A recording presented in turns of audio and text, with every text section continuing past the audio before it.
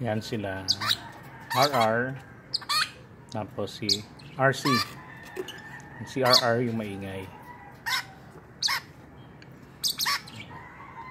Hello. Ito naman ay si Bait. Handfeed rin namin yan. Makulit na yan.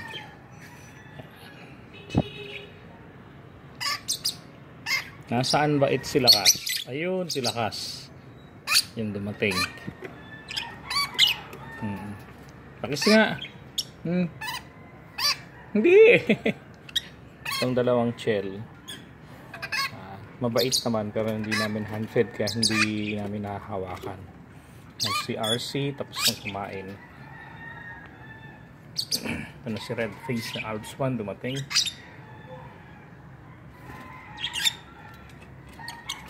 Si RR talaga ay matakaw to.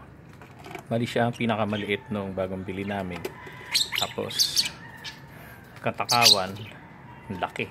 Ito si RC siya ang pinakapanganay. Malaki siya. Marami ng balahibo nun. Kalaunan natabunan siya sa paglaki. Kasi konti siya kumain tsaka may ugali itong kakaiba. Tapang. Ang gusto niya pag magbibigay ng pagkain uunahin siya. Kapag nahuli na siya, tago niya na lang yung ulo niya, suksik niya na sa gilid.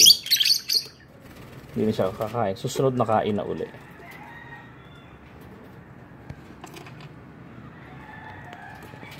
Hello. Kiss.